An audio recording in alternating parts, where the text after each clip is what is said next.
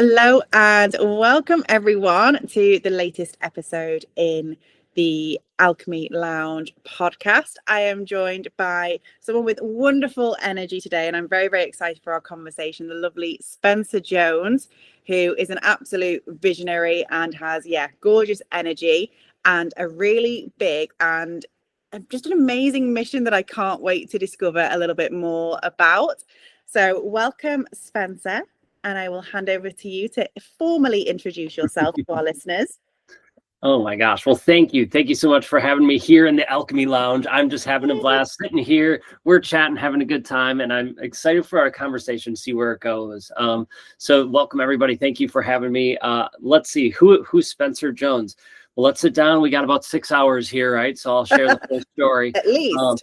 At least 6 hours. So, okay, well, we'll condense it down to a short version for you. Basically, I'm Spencer Jones. I love helping people shine their beautiful light authentically and confidently with the world, right? The way I like to share it is we help people master their energy sovereignty. We all have this energy operating system that nobody talks about, right? Yes, breathwork, yes, meditate, yes, do these things, that's great. But oftentimes, they're just Band-Aids on this whole thing that we call life, on our energy. Like, okay, I meditate, I did breath, I feel good, but then life throws crap again, and we're exhausted again. Like, I remember this one day. So, backstory: I was a middle school, high school choir director for 9 years, and loved teaching, loved working with kids. And during the time, I'm freshly trained pianist, all that, musician, so I love like the vibration side of stuff and all that good things. Well, this one time I woke up on the wrong side of bed. And we've all done that at times, right? And you're just like, life sucks today. It's hard. My coffee tasted like crap. A driver cut me off in traffic. How dare them? And, I get to school and the kids are just being jerks. Like, it's just like everything's just mounting on top of one another. And I finally get to lunch and I close the door to my office. And I'm like, oh, thank God. I get to breathe. I don't get to be around them. And then it hit me. It's not them. It was me. It's how I was handling situations. So I remembered, I know personal growth stuff I've learned, right? I'm going to do some breath work and meditate. So I did that for lunch. The afternoon was better. It wasn't great, but it was better. But the issue wasn't that the day was better, is that the next day I fell back into waking up and feeling like crap again. And how many of us fall into those routines? And so once I learned to master my energy system, then those tools and strategies I learned actually could take hold and compounded and benefited me, as opposed to just being a short-term fix. So that's what we love helping people do, to recognize they have that light, master their energy so they could shine bright confidently and make the world a beautiful, happy, joy-filled place. I love that. And it's so true. And it's so refreshing. It's lovely to hear someone else who gets that and appreciates the energy. And, my background, if you like, was in healing. That's like what I first started doing in my business, and I love healing. It's beautiful. It has a place, but like you say, it can just be like a Band-Aid. And I think people can almost get addicted to that, and then it's like a distraction from actually dealing with what's going on and actually looking at the root cause of why their energy is the way that it is. Right. So important. How many people get addicted to just that healing? Well, I need to keep healing. I need to heal this inner child. I need to look at this and that. And that's all great. Like, by all means, please do that, right? We do need to heal. But also there needs to become a time when, okay, let's move forward. Like, yes, let's heal the things before, and then let's start moving forward with confidence, with that health, with that healing, so that we can impact the world. Because at some point you're just going to be stuck in that same hamster wheel again, just in a different modality. For sure, just in like a different situation or circumstance. Yeah, so true. So you have an amazing mission that I loved, and as soon as I saw this on like a little podcast application, I was like, oh my goodness, this is awesome. So your mission is to help 1 billion people. Billion shine bright, which is massive, and I love it. And what sparked that calling in you? Because that purpose is just phenomenal. Well, thank you. Long story. We'll condense it down again for you. So it's only 5 hours this time. No. Okay.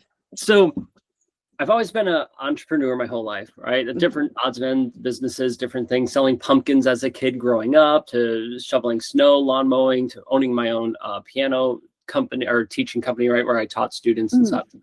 Okay, taught choir, did all that stuff, right? So I realized, well, what happened to me, how do I say this? Okay, so started doing personal growth development, started realizing, oh, I can have a positive, abundant mindset. I can intentionally do these things and started helping other people. But I was only doing the things surface level, right? I didn't know about my energy operating system stuff. It was just Band-Aids. And I was letting my ego guide me throughout my life, trying to prove who I was to the world, but also fill that void I felt inside, right? I felt like I had to prove myself and reach success. Success for me was money and a notoriety, like I can go anywhere and people know my name. Yeah, that was success to me. And so I kept, well, being a teacher, you don't make a lot of money, but I'm like, well, I can build a business and make money and do this stuff, right? And get notoriety. So chasing those things, well, like life does, it kicks the pedestal out from underneath you at times. And all the other times I brush myself off, I'm like, I'm Spencer, I got this, right? Like, no worries. And well, I made some really stupid decisions following my ego, and life kicked out the pedestal, and I came hitting my rock bottom. And so for me, I felt I was suicidal. Like, I hated who I had become. I was putting on so many fronts and facades for people. Like, I just want to be liked, right? So I don't know, do you like chocolate cake? Then I like chocolate cake. Do you like this TV show? Then I like that TV show. I didn't know who Spencer truly was at that point. Like, I lost him in all these walls and facades that I was putting out there. And so in that rock bottom, suicidal, hated who I'd become. I felt cold, alone, tired. I had my wife and maybe 2 or 3 friends, but I still felt alone, right? Just because it seemed dark. And I've always been more of an optimistic person. There's a positive to this. Well, I'm like, what the heck's the positive in this? The only thing I could come up with is I'm going to learn something that will help me help someone along the way. That was it. And I'm like, okay, I promised my wife I wasn't going to kill myself. So let's figure out what this is and learn to love me for me, to heal myself. And that's where I discovered the whole energy operating system and learned to heal myself and move forward, along with validating the tools and systems and seeing a therapist, all those things that helped.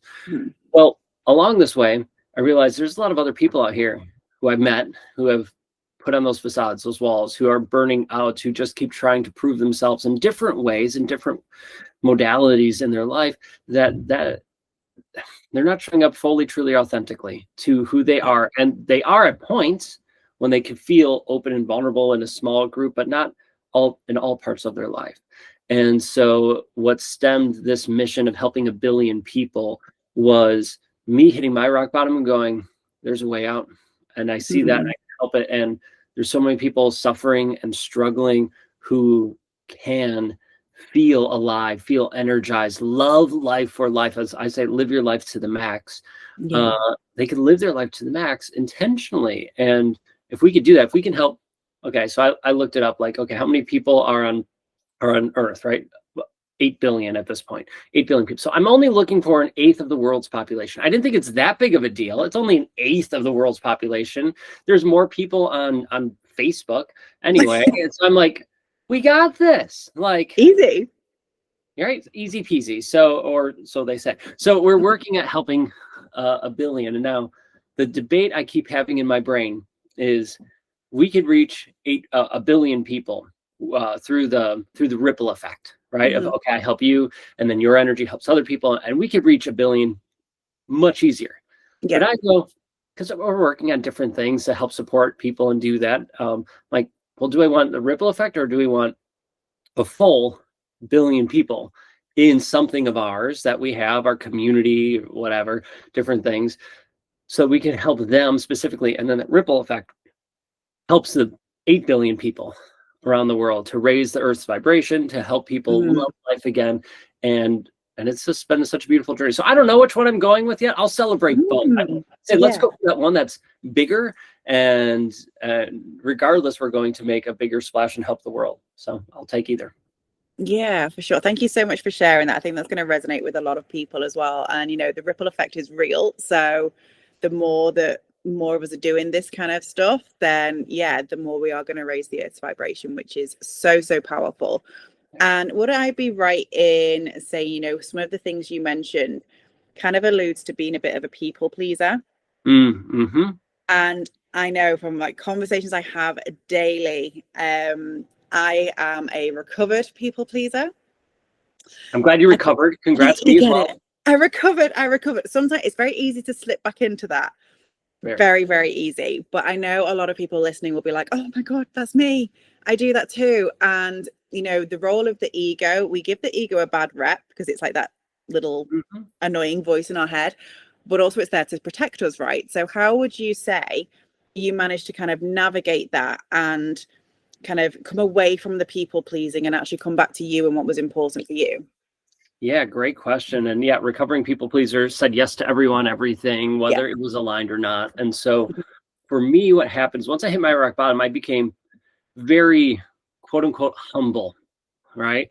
In the sense that, well, I thought I was being right, but I wasn't letting my full light shine. I wasn't stepping into it because I was hiding it because I was scared, right? I was afraid at that time of my ego coming back, who I vilified into this big evil monster, which at the time I did let it get out of control. So I get that, but now I'm almost a shell of that person who I could and am, right, at that phase of my life. So for me, it was stepping into that confidence, right? Ego, as you said, gets a bad rap at times. Ego's not bad. Well, I look at ego and confidence, they're very similar. Ego is saying, look at me, look at me, look at me. Yeah. Like it's trying to like, I'm going to show off to the world. Confidence is like, no, I have this, I've got this. I'm confident with it. And you can see me or not, I can still be confident, right? Yeah. Ego needs that attention. At least that's how I view it. Yeah, I get that. Right. So just coming from that perspective of it, for me, it was learning what's aligned and what's not. So as I navigated coming out of that, I needed to learn, well, who's Spencer and where's he going? What's the dream? What's the vision? And then, so I created this thing called a priority compass, which helps me and our energizers navigate through that. So, okay, what's aligned with you? Your values, your purpose, your priorities, your vision, your reasons why, what's aligned. And okay, so now use that as your compass going forward. Yeah. Yes, I'll say yes to this. Yes, I'll say yes to this. No, that's not aligned. No, that's not yes, whatever it is. And so that helped me step more and more and more into my full life, full potential, and making sure I stay aligned so my ego doesn't get me sidetracked. And I'm not saying yes to things that are not aligned, right? Because every yes is a no to something. Every no is a yes to something, you know, like it's just all those different things. So we want to make sure we say yes to the things that are aligned. So I had to figure out what isn't aligned first, or what is my destination. And so then I could pick out what's aligned, what's not going forward, if that makes sense. Yeah, for sure. It's like having like a framework, isn't it? Like a point of reference. So you've got something that you can kind of check in on and be like, is this for me? Is this not? Like, yeah. 100%, right? It's exactly, that's what it is. It's a framework for you that's customizable for each person. So now you can go, oh, let me check. I used to have it literally on a sheet of paper. I pull a sheet of paper out of my pocket. Hold on, I need to see if I could do, you know, can I take this assignment on? Well, hold on. And they're looking at me like I'm crazy. And sometimes I bought time, like, can I get back to you tomorrow so that I can pull up my sheet of paper? Like, I got to memorize that thing really fast. Think how many times we decide. You get to memorize it, and then you just get to know how to feel it. And that's helped a ton. Plus, also, I will say having people in your corner has been huge. Having people who know, love you, and trust you, like your inner circle. I had my wife, she's obviously the closest to me, but then I had a group of 4 guys for many years. I had a men's mastermind group. They were the 3 of them. I was the 4th. And we would be our inner circle. Hey guys, I'm struggling with this, or this came up. What are your guys' thoughts? And they have full permission to ask all the tough, hard questions to help me see if it's aligned. If I couldn't see it, I could ask Katie, my wife, or ask them, or both, and just get guidance on it. And I could share a story about that, but anyway, just having that group of people is amazing in your life. Yeah, it's having your tribe, isn't it? And that just made me think of it was something that I think it was either on TikTok or Instagram, and it was this guy who had created this concept of like a Wednesday waffle. So he would send like, you know, a few minutes of a video to his best friends every Wednesday. And I showed it to my husband, and he's been doing it with his like guy best friends for like well over a year. I tried it with my girlfriends, and we lasted like 3 weeks, and then we just got distracted, and like life happened, and it was just chaotic. So we just continued to communicate through memes mainly, but he still does it. And it's so true. Like the fact that they can bounce off each other and check in with each other. And I think it's so beautiful. And especially for men who traditionally aren't doing that, aren't speaking, and aren't sharing with their loved ones. I think it's so important to normalize that. Yeah, so many Really, really. times as guys, we were taught, whether intentionally or through what we see on in social and life, right? Social media and just life in general, to hold it in, to harbor it, and not share, whether it's with friends, with its family. I've been lucky and honored enough to attend men's retreats and host our own, so that they can open up. I joined it's called Dudes and Tacos. And it's a men's mental health group. We meet monthly, have tacos, and then we do, like, we sometimes every other month they have a speaker come in. Like, I've been a speaker a couple of times with them and share stories and help. But other times we go to a baseball game, or we go bowling, or just whatever, right? Different things. And so they did all the research. Men learn shoulder to shoulder, different than women do. So, like, let's do something. But man, I've had people open up to me about stuff going on in their lives, about their kids' lives. I've opened up, and just, it's a chance for guys to connect. And so for any men listening, find your group of people. For any ladies listening, find your group of people, like, find your tribe. And yes, it could change and shift as you go in different phases and seasons of your life. That's fine. Like, the group of 5 or 4 that I had, it's now down to 2, and I'm looking for another person who wants to join, who aligns with that, because it was time for that season to shift and change, and that's okay. But knowing how you learn and just being open to new people, new possibilities, new groups and things like that, do it. Yeah. I love that. We definitely need, like, Dudes and Tacos over here. That's awesome. And that's amazing. Well, they're building it out here in Wisconsin. I can see, hey, I have some friends in England and in the UK. Let's go. Let's build it out over there. That'd be amazing. Absolutely. I love that. And yeah, it is so important. And yeah, I think often it's really overlooked. Just going back to the energy side of things, how do you find, like, the common ways that people, without realizing it, are, like, leaking their energy? So, the fabulous question. We are all leak and drain our energy without even knowing it so often. I call them energy leaks and vampires, right? Vampires, yes, it's the season. It's that season. Now, I'm not sure exactly when this is rolling out, but we're recording this a little bit before Halloween, so it's a season for vampires. Won't be too far off. Okay. All right. Well, so you got these vampires. Well, vampires, energy vampires, as we call them, can be many, many different things. Yes, they are people, right? Narcissists, manipulators. Oh my gosh, I'm blanking, but there's 10 different categories of people as energy vampires. Now, they are external, but then you could break it down in between internal and external energy vampires. You can call them energy leak strains. It's all the same thing, right? We're just picking energy vampires because of the season. So you have people, okay, and then other external things in your life. The groups you're part of, the people you hang out with, people who gossip, people, coworkers, or you go to a church, and for a long time that church served you, it helped you, it filled you with love and joy, right? Or it could be a soccer club or football club, whatever it is, right? Like, whatever it is for you, great. But the seasons change, and now it's like, oh, I don't want to go. I don't want to do this. Time and time again. Well, it's draining you, right? So shift it, change it to something else, and that's okay. Stuff that did serve you might not help you anymore. Okay, that's external. Now, the internal side. This, in my opinion, is the biggest category of them all right? It has the biggest effect on you. And that is, well, your internal belief system. So what are the limiting beliefs you have? Oh, I can't do that. Who am I to be doing that? Yeah. Or labels. Well, I'm stupid. I'm dumb. I'm a failure. Even positive labels to a degree. Oh, I'm a son, a father, a brother, a wife, a mom, a sister, whatever. This coworker, well, I need to be the good child. They're a good kid. Mm. Well, those could be good labels and have positive connotations to it. But what are some of the negative things that you're like, well, I had a nickname for a number of years called the Prince of Positivity. And I love the nickname. I appreciate it because I'm positive and all that. But it also carried a lot of weight. Right? Yeah, because, I have to show up on social media as being positive. But you know what? I'm flipping struggling today. I don't want to be positive. Or how can I respond to this? I just want to be a jerk to them. Like, I can't because I'm the Prince of Positivity.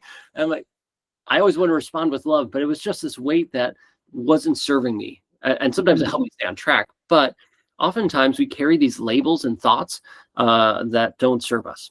And with that, so talking about the hidden drains, right? That we leak energy, trying to answer that question actually, as we work to it. Well, okay, what labels do you have for yourself that don't serve you, that hold you Mhm. back? What are the limiting beliefs you have that don't serve you, that aren't helping you achieve what you want to achieve or where you want to be? Oh, I always get sick this time of year. Hey, you always get sick this time of year? Maybe that's times past, but what are you putting out? What's the energy you're putting out to the world? The words and thoughts that you say are power. Everything's energy, everything's a vibration. The words you say, the thoughts you think, all of those are vibrations. It's been proven by science. If you don't believe it, check it out.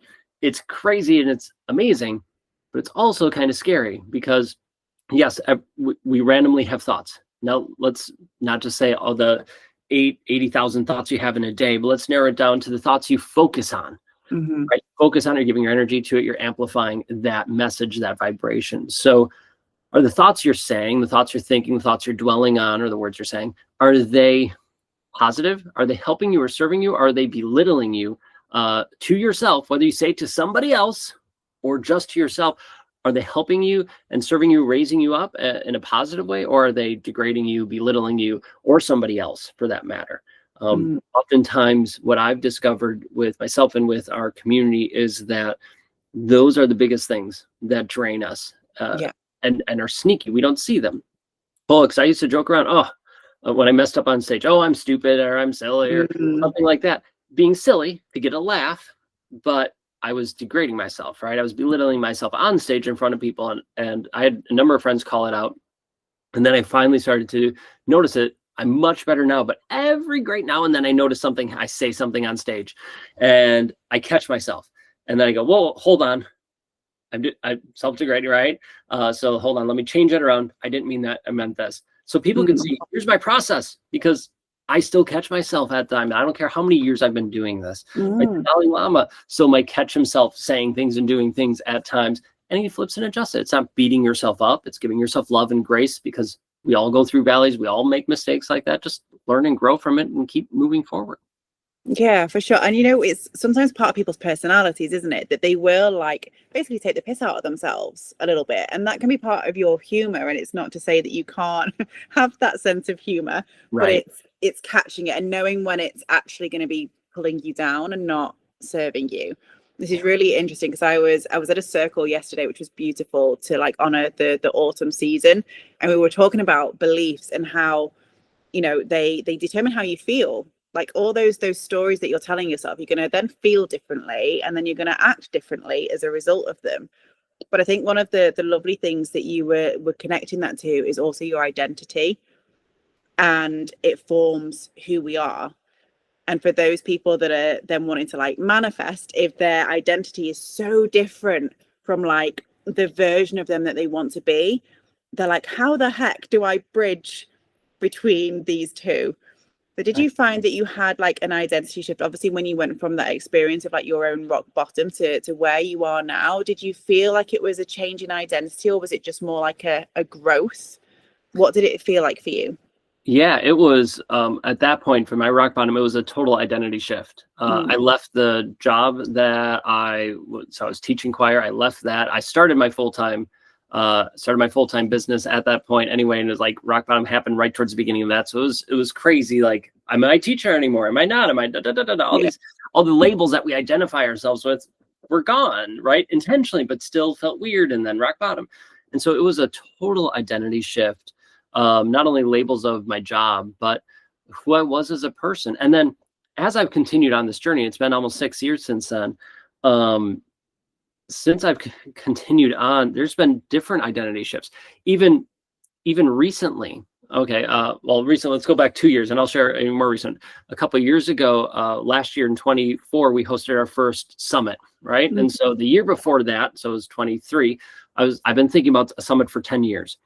And in 23, I'm like, I'm feeling like I really need to. I'm feeling called to do it, but I was scared. I remember I was sitting out back. I had a fire in my backyard and fire pit, and I was thinking about this, and I just felt that call and urge, like, let's do this. Like, it's time. Let's make this happen. And all of a sudden, I was excited, but then also that ego feeling came back, like that energy of like, oh, let's show the world, let's do this. And I'm like, oh, that's interesting. And so I called my coach and my friends and people and told Katie, and they helped put up the guardrails for me to make Mm. sure I stayed on track. but they're also like, but that's not you anymore. You are a new person. But I felt like I had to step into, no, I'm the person who can host this big event, that can put this thing together. Okay, let's bounce forward to even just a couple weeks ago. It's a small identity shift, but it's still an identity shift of going, okay, I felt like for a year, I felt like we were on the edge of something, like as something's going to click, and then all the clients are coming in, and it's like someone opened up the faucet and now it's flowing really freely, right? As opposed to feeling like we're going up river the whole time and struggling. And I kept saying this, we're just on the verge, we're just on the edge, right? That was what I was saying. That was the identity I was putting out there to myself, to the world. The universe is saying, cool, you're on the verge. Great. We'll keep you being at the verge. We'll keep you on the edge and all this stuff. I'm just getting more and more frustrated at this whole thing. Well, then in February this year, late January, early February, I realized what I've been saying. Like it took a year plus for me to recognize this. Even though I'm teaching it, I'm going, oh my gosh, I'm putting this out there to the universe. So instead of saying, oh, we're on the verge, or whatever, nope, we're not on the edge. It's happening.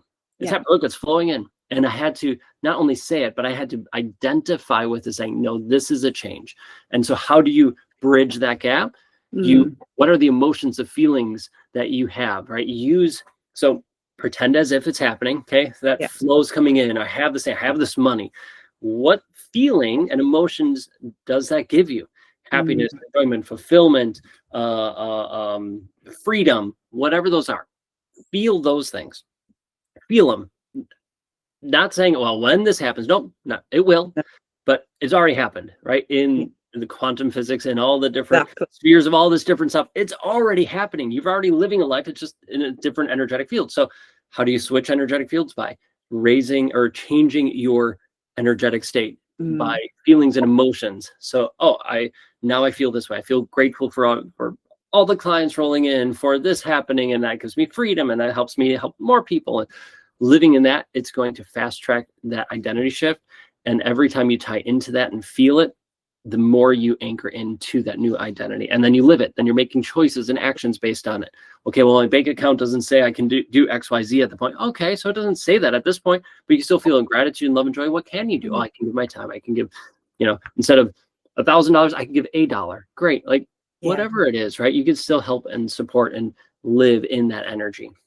Yeah, absolutely. And I love that. And something that comes through really strongly, and I know there'll be people listening to this that need to hear this, is around like the labels.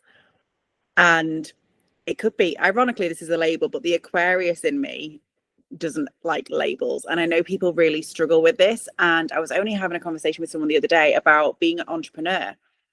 And even that label for some people it doesn't feel real for some people. And it almost can feel like a pressure.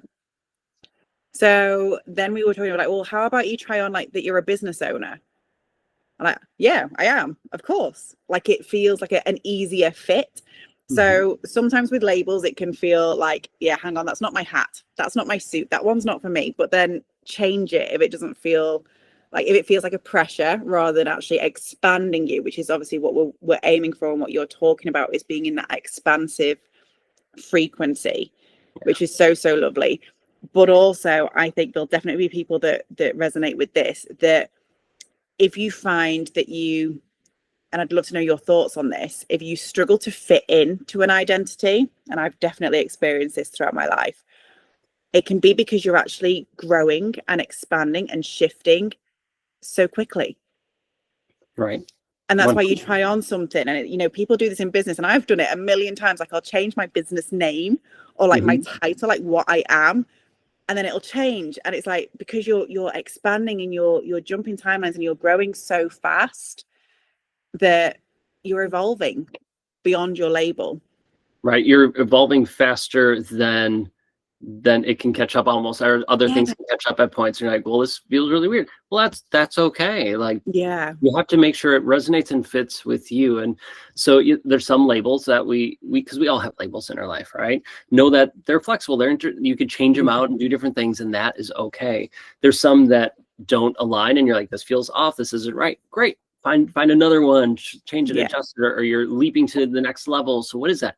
Other times I invite people to just become aware, not judge, just be aware of the energy. Does it feel off or wrong because it's not a vibrational match, Yeah. or because it scares you? Because you're like, oh, that's the next level of like, that's where we're going. But oh, I'm not there yet. I don't know. Well, is it fear holding you back? Well, if it's fear, I mean, listen to it, understand it, but also say, let's do it. Like, I'm going to do this scared. I'm going to step into this next level scared, as opposed to, well, that just doesn't align. Like, if it doesn't align, then don't pick it. Now, were you going to make mistakes with that at points? Yeah, of course. Like, that's how you learn what the feelings are and what's right, what's not. But don't be afraid to take that leap, because then you'll learn and grow from it. And you have amazing people like Victoria and other people and me in your life who can help support you and get that alignment if something goes awry. Yeah, for sure. And you can take the charge out of it. Like, if we imagine it, like you're just trying on an outfit. You're just trying on a new outfit for the day, and you can see if it's not your style and you're like, oh no, this was the wrong outfit, you can take it off again. Exactly. Sometimes you try on that outfit, like if you're scared of it, right? Like I tried on this outfit. I don't know. I like it, but I'm not sure. So then you take it off. You're like, oh, okay, I can breathe a little bit. All right. But then you're like, all right, I'm going to try it again. Right. So you get used to it a little bit. Because you believe and you feel that that's the right identity, right label, right place for you to go. So you test the waters a little more. And then you're just like, all right, I'm just going to own it. You could slowly work your way into it. Or you test it out and you're like, no, this isn't look in the mirror. You're like, nope, this is not me. Not it. Yeah. And you don't do it. Yeah. Or maybe it just needs a different jacket, and you mix it up and you play with it. And I think, that can be the important thing. But I love that you mentioned fear as well. And it's so normal, because if we think about it energetically, if you're evolving and you're growing, which is what we're ultimately here to do as humans, it's a different version of you. So of course, who you are now is going to be scared, because it means that actually their time's up. Right? They're dying, technically. Yeah, you're ditching them because they've got you to this point. That's awesome. Thank you. Your chapter in my book is now over. So the next character's coming in. So it's that ego again, isn't it? That then goes, hey, you can't kill off my character. 100%. And how many people just defend that character tooth and nail just to let us ride? And I get it. We've all done it at points in our life. But again, where are you going? Like what's that dream, that vision that's pulling you forward? If you're listening to this, there's something that's calling you forward and go farther. So listen to what version of you do you have to let go? What parts of you do you have to release, surrender to, let go to carry on and take to that next chapter and leap into that new chapter? Absolutely. And what would you say for those people that are more, I guess, either in a bit of like a survivalist energy, or who are really drained, whether or not they're at rock bottom, but if they're just drained, like either physically, emotionally, or spiritually, how can they rebuild their energy back up and come into like that sovereignty around energy? Well, I'll share the pathway we have, the 4 levels, just so people could see the full pathway. And then I'll share a couple strategies to get started with it. Amazing. Because I love the awareness. First of all, love the awareness before you hit burnout, before you're hit rock bottom. Let's catch it early, right? Help you notice when it's off so you can change things before you hit rock bottom. Yeah. But I've done it all, right? I've caught it early. I've hit rock bottom, all those things. I'll tell you, it's easier if you catch it earlier on. So the 4 levels we do, and the 4 levels are of our energy sovereignty pathway. The first level is these energy leaks and vampires that we talked about. So what are the things draining you? The analogy I love to give is you have this beautiful cup that holds your energy. Now, throughout your life, it's been poked full of holes, and it's not your fault. It's just how life is. It's how we learn and grow. It's been poked full of holes by these energy leaks, vampires. So labels, thoughts, the belief systems, people, whatever, right? So some of these vampires have straws stuck in, some of them poked holes in, all that. So first level is you gain awareness. Let's gain awareness of these energy leaks and vampires in your life, remove them. So another analogy, find the weeds in your backyard, right? The weeds, energy leaks, vampires, pull the weeds, but you have to go after the root. You can't just pluck them. You have to actually go after the root, figure out what that is for you, and then plant a beautiful flower. So a positive, a belief, something that serves you, right? So you plant a flower in its place. So first level is energy leaks, vampires. Identify them, get rid of them. So now going back to the cup analogy, now your cup, we recognize the holes, we pulled out the straws, we filled the holes, and so now your cup is solid again. Yay, that's awesome. Well, energy leaks and vampires can still pop in at times. So we reinforce it with level 2, which is your mindset. So building the positive, abundant mindset, one that serves you and supports you, of recognizing those belief systems and words and things that you say that don't serve you. So now your mindset's stronger and built in a positive, beautiful way. Now your cup is reinforced. So it can't be poked full of holes. Those energy leaks and vampires are farther and farther away. Okay, so then what's going into your cup? So that's third level, alignment. So is it positive, things that serve you and support you with where you're going? Or is it toxic and holding you back? So what are those things pouring into your cup? Along with that, nervous system regulation, which actually fits all these categories, but alignment in your own body. Because if your body's in that fight, flight, survival stage, I just need to get through the next day and I'm constantly stressed out, it's going to be ridiculously hard for you to integrate anything, and almost impossible for your body to actually integrate anything. So you have to go from that sympathetic fight, flight, freeze stage to that parasympathetic, calm, rested, rest and digest stage, because that's where stuff can actually take hold. So that's why breath work and meditation and other things help. But you get the nervous system regulation. So now your body's attuned, so you can eliminate those energy vampires and plant those flowers. You can have the mindset, you can have that alignment. So now your cup, instead of going between 1 and maybe 100, probably 1 and 50 full before, right? You're always trying to find this balance. Screw the balance, right?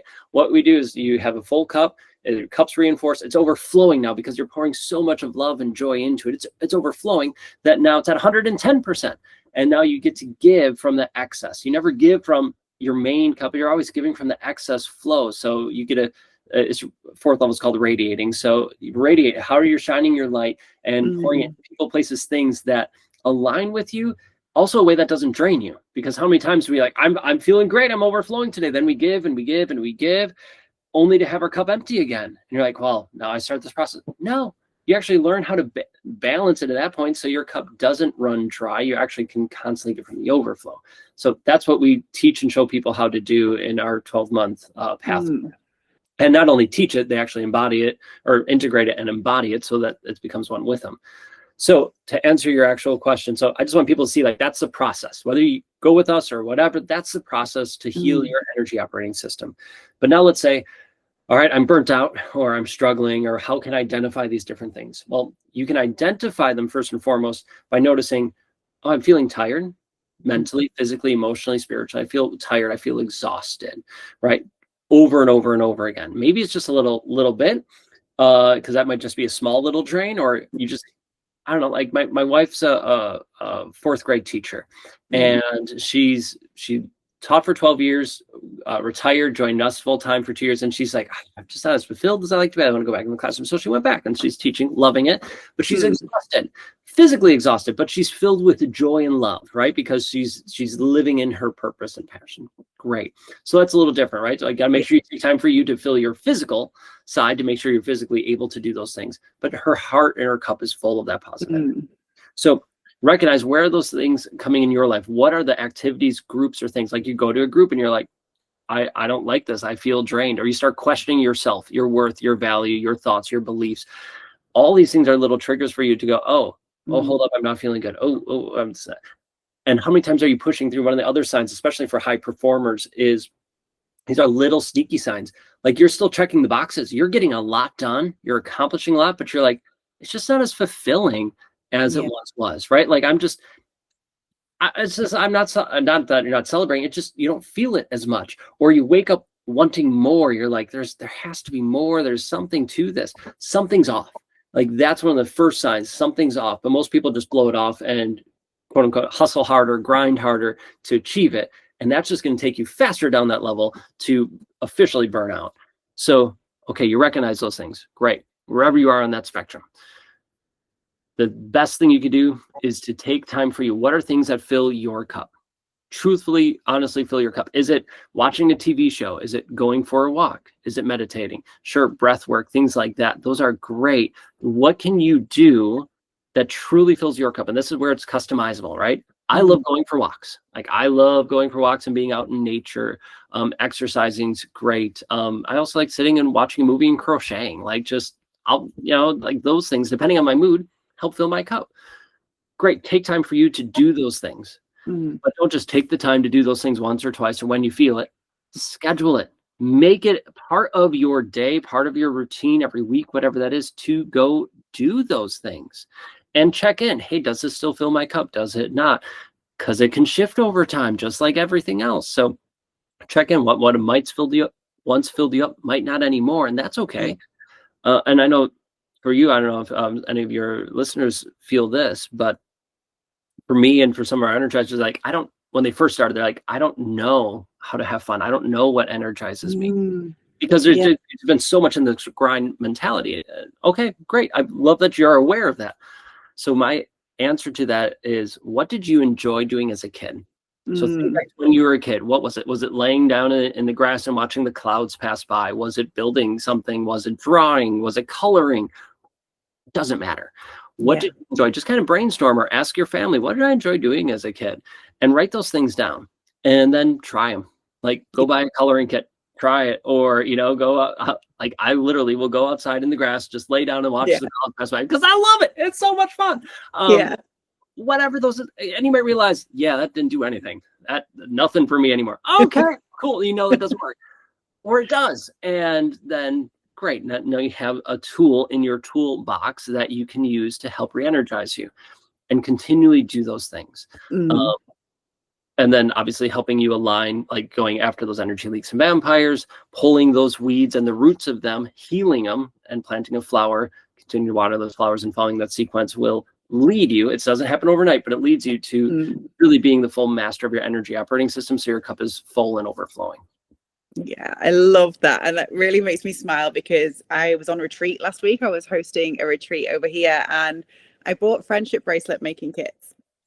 Yay, that's awesome. And I was like inner child, like loving it. So for Christmas, guess what everyone's going to get? Spoiler alert. You're all getting friendship bracelets. Made with love and my inner child. So I love that. And that beautifully and weirdly, but also no coincidence, as you know, every guest leaves a question for another guest. And the question, funnily enough, that I had for you is, when you were a little kid, what did you want to be? I mean, as a little kid, there's probably everything, firefighter, policeman, all those different things. The longest dream that I had that I went to college for initially was to write movie scores. So like the music behind the movies. Love music, as I said. And so I love composing, writing music, and did that, chase that passion. And then the world led me to become a teacher, music teacher, and all that stuff.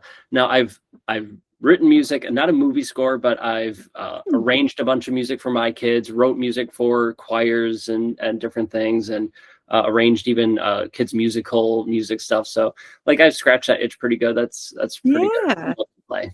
But, I love that. And you have, because for a lot of people it is, it's like an astronaut, and then like they become like something completely different. I love that you've actually like followed that in like your own unique thread. That's awesome. Well, if I could share, can I share real quick? Of course. So, okay, I had this epiphany. How do I want to ask this? A question you could ask a future guest, and I invite everybody to ask who's listening to this. What's your purpose? What's your purpose? Okay, big question. You probably have thought of that and asked yourself that before. Great, nothing crazy, but it's a big question.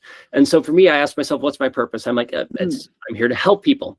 I generally think we're all here to help people in some way, shape, or form. So basic answer, but it gives you a direction-ish. And then from there, you keep asking and just saying open to God, universe, whatever, source to tell you, give you more guidance. And so for me, it slowly narrowed it in. Well, I love kayak fishing. So, going out there chasing fish on my plastic kayak. And I was fishing in a town after I retired from teaching, found myself again, learned to love myself, all this stuff. I'm like, what's my purpose? Okay, I'm here to help people step into their light. And not at that time, I'm here to help people something, right? Like, okay, great. It's through energy and stuff like that. Exact wording, I don't know. So then So then I'm fishing in the town I used to teach, and I created a choir fundraiser thing where we did, it's called Clash of the Choirs. The kids did, it's kind of like American Idol and sing off, but choir version of it, right? So we had local choirs come in and compete for judges, and they would get ratings and scores and told ways to improve, right? Just like they do in American Idol. Yeah, it was an awesome thing. We did it for 5 years. In any case, so as I was fishing, I was reflecting on the time in that town. Now, the time when I was teaching in that city, there was a lot of beautiful moments and years, and there was a lot of hardships, right? Like a lot of negative stuff there too. So I'm just reflecting on all of it. And I was specifically reflecting on that choir competition of like, well, okay, there's a lot of joys in this, but one thing, why couldn't we always win first? Like we won first place once out of the 5 years, which is crazy. We hosted it, but whatever. That's okay. One thing that we got comments every single year was that our students, or my students, our kids, always had the energy. Like they had the energy that was unmatched by the other choirs that are like it fit the piece. So it wasn't just like crazy hyper energy, but it fit the piece. But we always had that energy within the space. Every single year we've got that comment over and over and over again. Now, the technical side, which is where we lost, was not my strength. And like, yes, we could be in tune, we could do things, but it could always be crisper and more fine-tuned and all that stuff. So that part, not my best, but the energy side. And then, so I'm fishing, I'm thinking about all this stuff, right? Oh yeah, we got told this time and time again. And then I'm like, well, hold up. Like, I ballroom danced as a teenager and competed, stuff like that. So, and I taught some ballroom dancing, right? So, yeah, I did it there. Oh, I energized people there. Oh, I energized people here. All of a sudden, I saw this through line throughout my life, like you just talked about, right? There's this thread that continues on of me energizing people in some way, shape, or form, no matter the genre, no matter the career, no matter whatever I was doing, I was always energizing people in some way, shape, or form.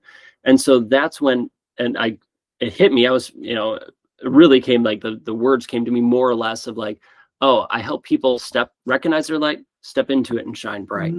And on the drive home, it solidified into more of that saying, but that was the epiphany. I'm like, oh, it's been a through line. Yeah. So as people here think about their purpose, their dream, where do they want to go? What's your strength? What's been a through line of previous events? Like think of some random moments in your life or different things that you felt joy, you felt love in. Like this is like, my heart's smiling.